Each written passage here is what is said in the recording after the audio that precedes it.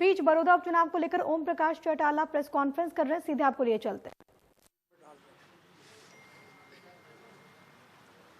ऐसा गुरुद्वारों के लोगों का है, मंदिर वालों का है, किसी और संस्था का है,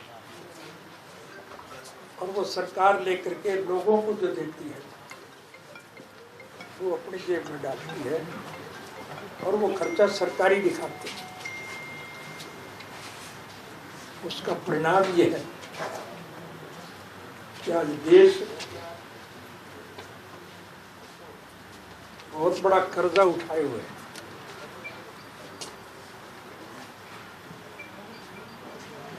हरियाणा प्रदेश की तो ये हालत है कि सरकारी कर्मचारियों को तनख्वाह देने के लिए हर महीने इनको कर्ज लेना पड़ता है।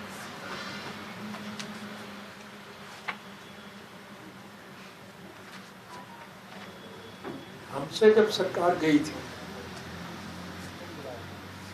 हमने सरकारी कोष में खूब पैसा छोड़ा था, और आज हरियाणा प्रदेश की सरकार के सर पर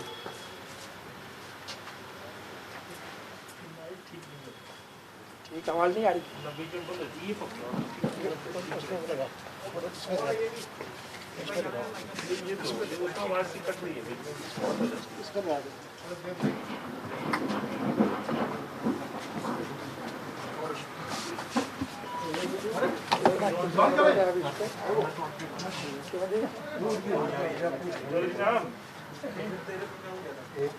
कितना कर्जा हमने अब सरकार पे कितना कर्जा?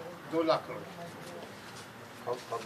से ज्यादा ही है, लेकिन 2 लाख करोड़ से भी ज्यादा आज कर्जा हरियाणा सरकार के सर पे है, और हर महीने कर्मचारी को तनख्वाह देने के लिए भी कर्ज लेना पड़ता है।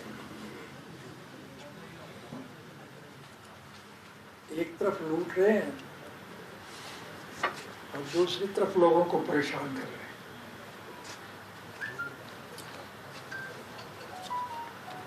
और तो क्या, पढ़ने वाले जो बच्चे हैं उनसे भी ये सरकार कोरोना की आड़ देकर के 5 रुपया महीना वसूल कर रही है।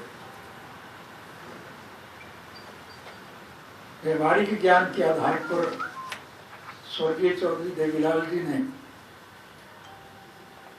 1 रुपया महीना बच्चे को देने का निर्णय लिया था। बच्चे को जब पैसा मिलेगा तो चाव से स्कूल में जाएगा, पढ़ेगा। इस सरकार ने उनसे भी पैसा लेना चाहिए।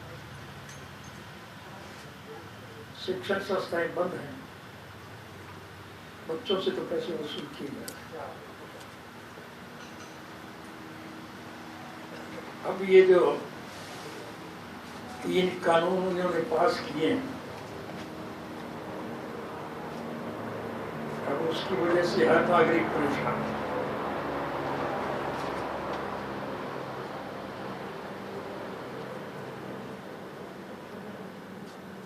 हमारी पार्टी ने हर जगह प्रदर्शन किए हैं, कर रहे हैं, और 20 तारीख को कुरुक्षेत्र में हम एक विशालतम रैली करने जा रहे हैं, किसान बचाओ रैली के हिसाब से।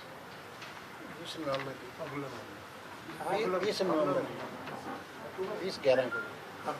को अगले महीने 20 नवंबर को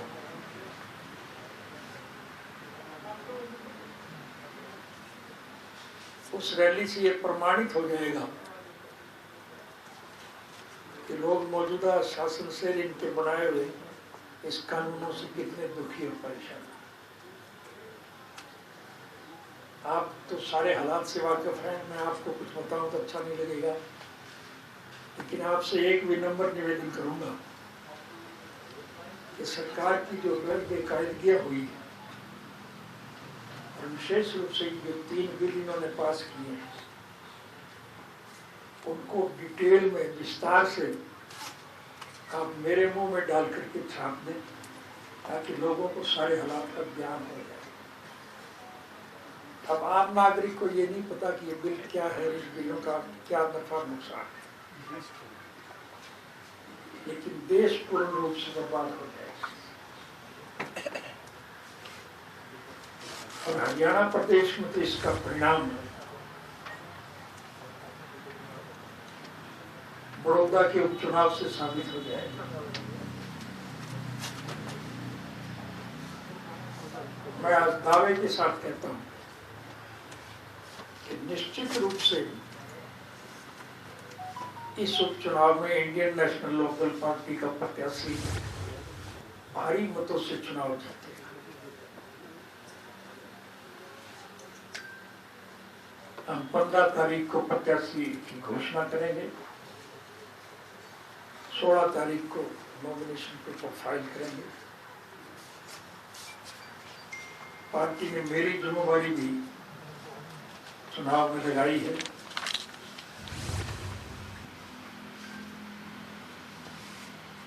मैं 23 तारीख से उस क्षेत्र के एक एक गांव में जाऊंगा, एक एक मतदाता से खुला संपर्क है।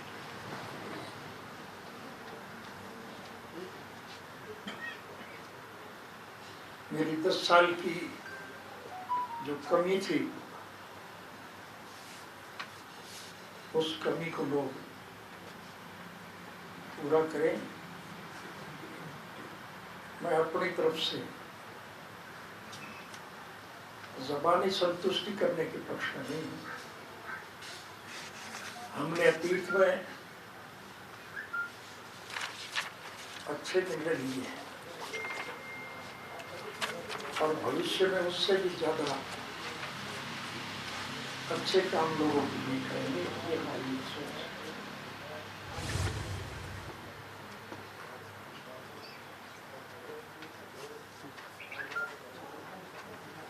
हरियाणा के मुख्यमंत्री ने मुख्यमंत्री बनने के बाद एक घोषणा की थी, सीएम विंडो।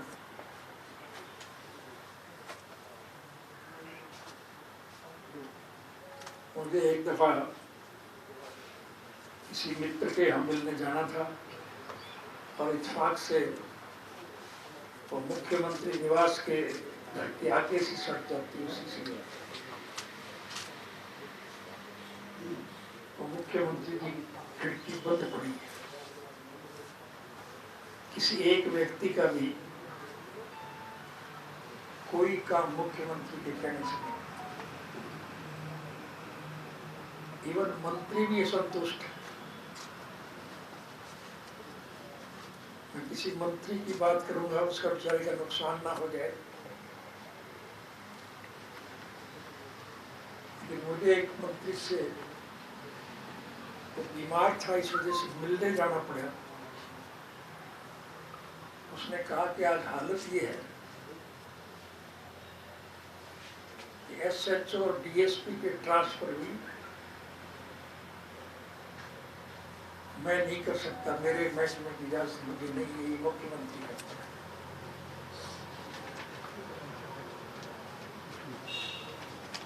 कहने को सारा कंट्रोल। टीवी स्क्रीन पर देख पा रहे ओपी चौटाला ने प्रेस कॉन्फ्रेंस की है, ये बड़ी खबर आपको बता रहे हैं। आपने सुना भी, ओपी चौटाला को तमाम मुद्दों पर उन्होंने अपनी बात रखी, सरकार पर जोरदार हमला बोला और ये कहा कि आज हरियाणा पर 2 लाख करोड़ का कर्ज है, कृषि कानूनों से किसानों को नुकसान, ये भी उन्होंने बात कही। साथ ही साथ ये भी कहा कि बड़ौदा सीट से पार्टी जीतेगी, गांव-गांव वो खुद जाएंगे, लोगों से मुलाकात करेंगे।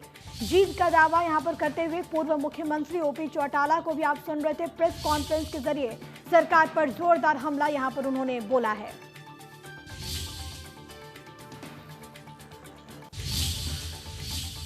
और इसी के साथ इस बुलेटिन में अभी के लिए फिलहाल इतना ही। नमस्कार।